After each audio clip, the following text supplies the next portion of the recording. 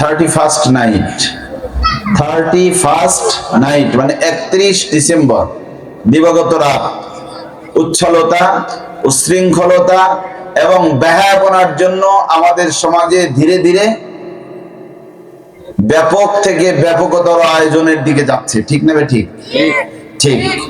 আমাদের সমাজের উঠতি বয়সী যুবক যুবতী, তরুণ এবং তরুণী, স্কুল কলেজ ইউনিভার্সিটির লক্ষ লক্ষ ছাত্র এবং আমাদের সমাজের অনেক মধ্যবয়সী পৌর মানুষও এই বিকৃত রুচির অনুষ্ঠান আনুষ্ঠানিকতার সাথে প্রত্যক্ষ পরোক্ষভাবে জড়িত হয়ে নিজেরা উশৃঙ্খলতা, বেহায়াপনা, বেলেল্লাপনার সয়লাবে সমাজকে কলুষিত করার চেষ্টা করে না? এই সম্পর্কে কথা বলার দরকার আছে না নাই? সম্মানিত ভাইয়েরা, আমি এই দায়িত্ববোধ থেকে চিন্তা করেছি যখন কথা বলার সুযোগ হয়েছে এই বিষয়টা কথা বলি। সম্ভবত এই বিষয়টা নিয়ে অনেকেই কথা বলতে রাজি হবে না। সমাজের প্রচলিত সমসাময়িক অসঙ্গতিগুলো নিয়ে কথা বলাই হচ্ছে আলেমদের কাজ। ভাইরা আমার, 31st নাইটে যে অনুষ্ঠানটা হয় এটা ইমানদারদের কোনো অনুষ্ঠান নয়, ইমানদারদের কোনো অনুষ্ঠান। কারণ 31st নাইটে কি হয় আমি সংক্ষিপ্ত ভাবে 31st নাইটের ইতিহাসটা আপনাদেরকে একটু বলি। ভাই আমার, 31st নাইট হয় হচ্ছে ইংরেজি নববর্ষ নামে প্রচলিত খ্রিস্টীয় নববর্ষকে স্বাগত জানানোর জন্য অনুষ্ঠান। কি নববর্ষের কথা বলছি আমি? সবাই খেয়াল করবেন, এটা আমরা বলি যে ইংরেজি নববর্ষ, বলি না? আসলে এটা ভুল। ইংরেজি নববর্ষ বলে কোনো বর্ষ নাই, এটা হলো খ্রিস্টীয় নববর্ষ। আমরা যেটাকে ইংরেজি বলি এটা খ্রিস্টীয়। এ কারণে দেখেন ঈসা আলাইহিস সালামের জন্মের আগের সময়টাকে বলে এডি। এডি শব্দের ইংরেজি প্রতিশব্দ হচ্ছে আন্না ডোমিনি, মানে আফটার দ্য ডেথ অফ যিশু খ্রিস্ট।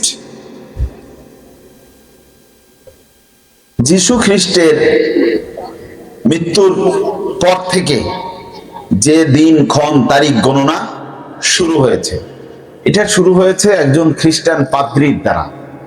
অষ্টম গ্রেগরি নাম ছিল এই বেচারার, ভ্যাটিকান সিটির অষ্টম পোপ ছিল। কি নাম বললাম? Saint Gregory. Saint Gregory, saint মানে হলো সাধু, দরবেশ, আমরা যাকে দরবেশ বলি, ইংরেজিতে তাকে বলে সেন্ট। সেন্ট অষ্টম গ্রেগরি প্রাচীন কাল থেকে চলে আসা জুলিয়ান ক্যালেন্ডার, সেই ক্যালেন্ডারকে সংস্কার করে নতুন করে খ্রিস্টানদের ধর্ম বিশ্বাসের আলোকে, যেহেতু খ্রিস্টানেরা ঈসা আলাইহিস সালামকে তাদের ভাষায় বলে যিশু খ্রিস্ট, ঈসা আলাইহিস সালামকে কি বলে? যিশু খ্রিস্ট। তারা যিশু খ্রিস্টকে অবতার মনে করে, স্বয়ং খোদা মনে করে বা খোদার পুত্র মনে করে। খোদা মনে করে কেউ কেউ, কেউ কেউ কি মনে করে? খোদার পুত্র। সুতরাং তার প্রভুত্বের ব্যাপারে, ইলাহ হওয়ার ব্যাপারে তাদের মধ্যে কোনো সংশয় নেই। এই কারণে তার স্মরণে বর্ষের নামকরণ করে নাম দিয়েছে খ্রিস্টীয় বর্ষ পঞ্জিকার সূচনা হয়। এই বর্ষ পঞ্জিকার আলোকে তাদের বিশ্বাস অনুযায়ী যে খ্রিস্টের মহিমা প্রকাশের জন্য যা খুশি মানুষেরা করলে খ্রিস্ট তাতে অসন্তুষ্ট হবেন না। এই চেতনা থেকেই তাদের ধর্মের নৈতিকতার কোনো বাধা ধরা নিয়ম নাই।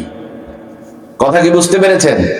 তারা এই নীতিতে বিশ্বাসী। উপযোগবাদ, যেটাকে দর্শনের পরিভাষায় বলে উপযোগবাদ। উপযোগবাদ মানে সর্বোচ্চ সংখ্যক সুখ, নির্ধারিত সময়ের মধ্যে যত বেশি সুখ অর্জন করা যায়, তাতে নীতি নৈতিকতা, বৈধ অবৈধ, হালাল হারাম এগুলো বিচার্য বিষয় নয়।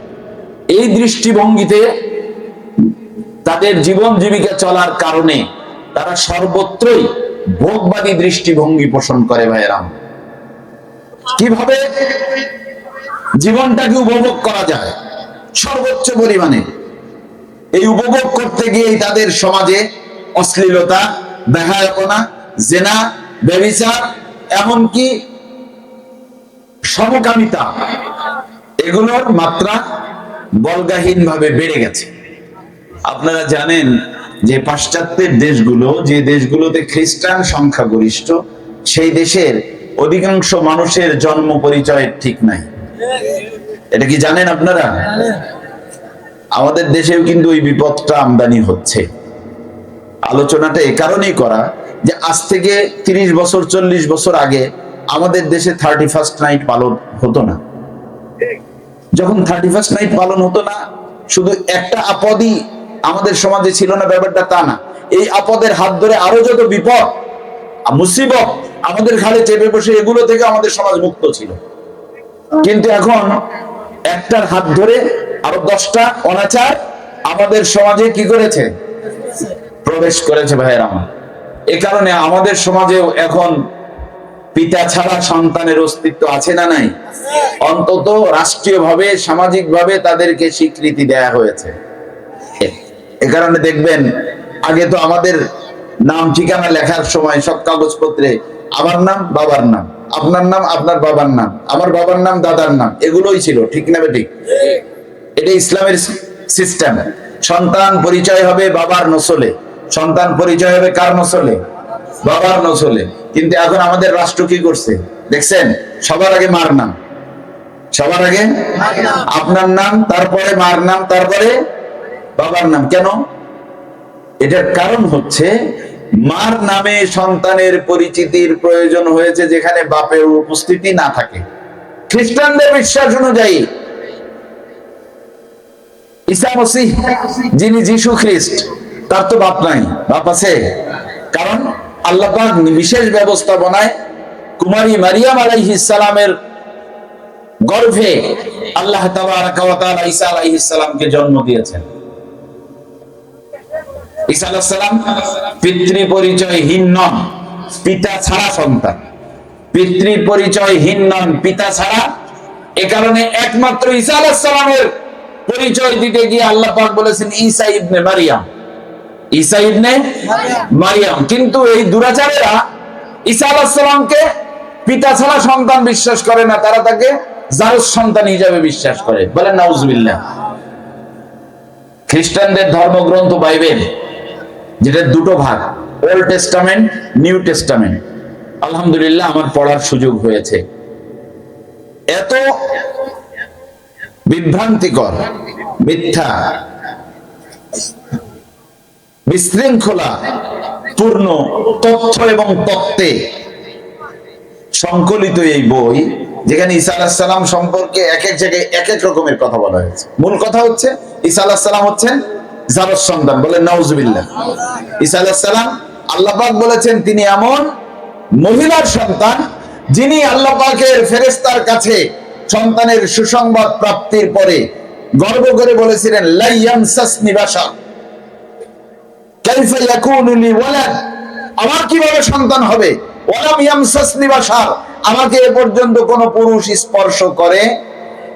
সম্মানিত ভাইয়েরা আমার, যিনি বলতে পারেন যে আমাকে কোন পুরুষ স্পর্শ করে নাই, তার সন্তান কি ব্যভিচারের মাধ্যমে প্রাপ্ত সন্তান হতে পারে? তাহলে ঈসা আলাইহিস সালাম পিতৃ পরিচয়হীন সন্তান হওয়ার কারণ হলো আল্লাহ পাক তাকে পিতা ছাড়া বিশেষ ব্যবস্থাপনায় জন্ম দিয়েছেন। এটা আল্লাহর কুদরত। এটা কি বলেন? এই পৃথিবীতে আল্লাহ তাবারাকা ওয়া তাআলা এই কুল কায়নাত পরিচালিত হচ্ছে দুটো নীতিতে। একটা হচ্ছে কানুনে ইলাহি, আবার রবের কানুন বা নিয়ম নীতি। যেমন ধরেন আম গাছে আম হয়, জাম গাছে জাম হয়, নারীর পেটে সন্তান হয়, ক্ষুধা লাগলে খেতে হয়, খাবার পরে বাথরুমে যেতে হয়। এগুলো কানুনে ইলাহি, এগুলোকে বলা হয় সুন্নাত আল্লাহ। এগুলো বলা হয় কি? সুন্নাত আল্লাহ, আল্লাহ পাকের সুন্নাত। আল্লাহর এই সুন্নাতে কোনো রদবদল নাই। এটা কার্যকারণ তত্ত্ব ভিত্তিক, একটার পর একটা হতে থাকে।